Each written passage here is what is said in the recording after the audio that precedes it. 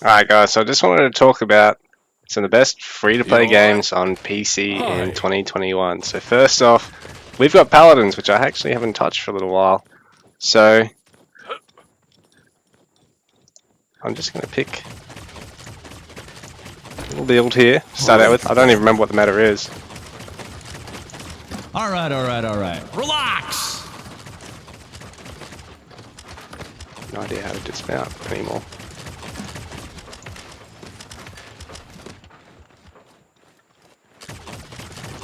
Anyway, in Paladins, it's an objective-based game where it's 5v5. 5, 4, And 3, you've got a couple of varying game modes. There's the TDM mode, a capture and hold the point, like King of the Hill mode, like this one here, and other similar modes. A controller payload mode. Who was holding W? Playing one of the healers. Yeah, it's a good little sound.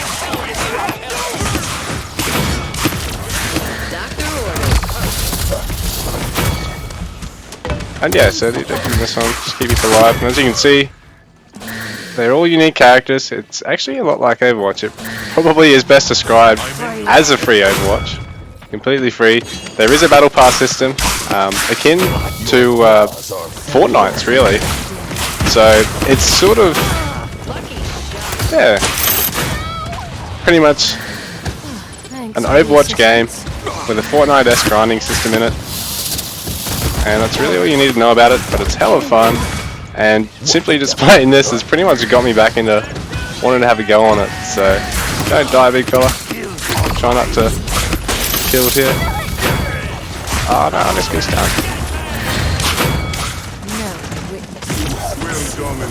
I've completely forgotten about one of my abilities here. But anyway guys, that's Paladins. Make sure to check it out. There'll be a link in the description. On to the next game.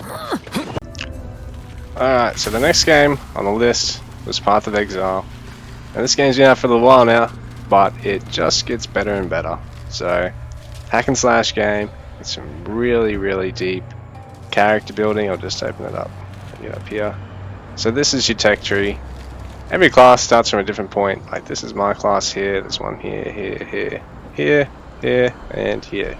And something like 11 or 1200 points to pick from.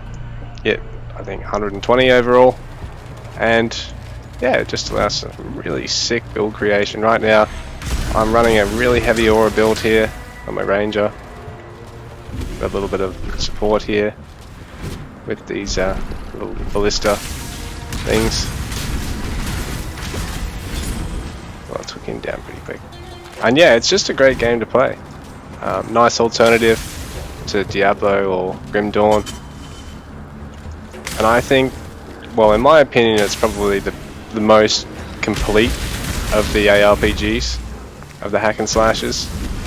So I really think you guys should check it out. There's a whole bunch of cool little side objectives to the zones that have been added over the years. Like this one's actually the ritual system, which is more or less the brand new system, more or less being showcased in the current league system, which is just like the seasonal system.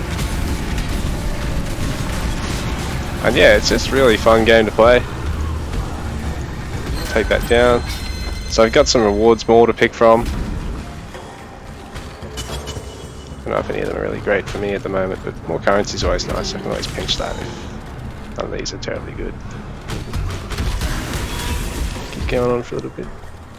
Actually, just because I probably won't do all the things, I'll just pinch the currency on here. And with your skills in this game, they're actually all set up as gems socketed into your weapons, rather than sockets giving like stat gems, which is sort of the more normal, the more boring thing. In this game, all your skills work off sockets, and they all get augmented. Like I've got a attack here with 3 support gens. The Mirage Archer spawns like a little turret thing on top of me. Multiple projectiles obviously is what lets me do multiple attacks with a single target attack. Faster attacks pretty self-explanatory, for instance. And I've got like poisons and things like that. And I've got my auras here are also little skill gems on my items. you can get... Oh, and talking of gear, it's got one of the most flexible loot systems, like legendaries scale to any level above where they start dropping, and that's actually a level 1 legendary. I'm still using it at 65, so it's a really interesting game in terms of the gearing aspect as well.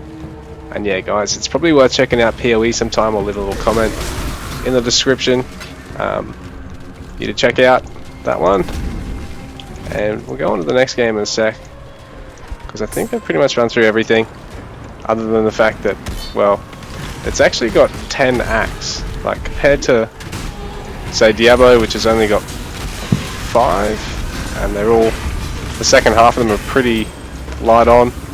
PoE's got 10, and the shorter acts are only slightly shorter than the later acts, than the earlier acts, sorry. So it doesn't really feel like it was terribly rushed as such, whereas Act 4 in Diablo, particularly when it was first released, was a bit of a joke.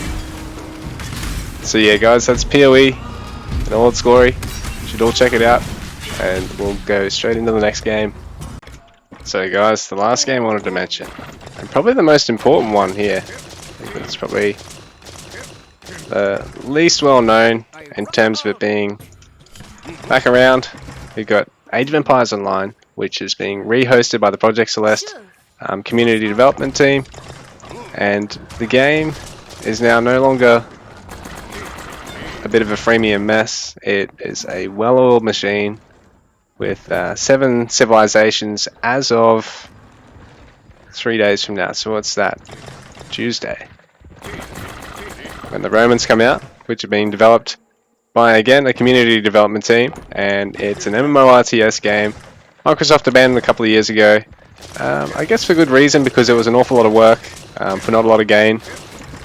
But at the same time, I think it sort of crashed and burned in its day, really, and it could have been approached a little bit differently. But nowadays, yeah, that's all a thing of the past.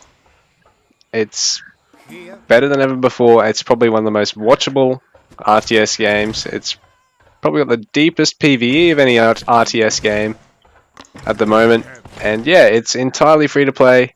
There's plenty of cosmetics for all your units, plenty of gear to work towards in the PvE side of things. Yet in the PvP, gear doesn't matter, so it's great for competitive play, and more gets added in all facets. Like this game right now is developed by Recon, one of the those community developers from Project Celeste, a higher level AOEO, AOM, AOE2 player, AOE3 player, StarCraft player. Not to sort of just toot Recon's horn, but I mean that's sort of the caliber of people that are involved in the project. People with a lot of StarCraft, other Age of Empires, AOM experience, Zertan, the Mister, Carnage, PF2K, a lot of great players in RTS, and a lot of really generous players have dedicated their times towards this project, and there's a team of, well, tens of individuals involved with the Romans. So yeah, it's a great experience, and you guys should definitely check it out. There's a link in the description. Like I said, there's fully fledged PvE back. PvP is designed to really be played, yeah, competitively if you wish these days, which is awesome. So yeah, it's a really good feel for people that are into RTS, people that are into MMO, people that are just looking for something a little bit different that just plays beautifully. So yeah guys, check this one out. Don't forget to check out the other two as well. I'll have links in the description for all 3 games, and I'm off to play some more of this. I'll see you around.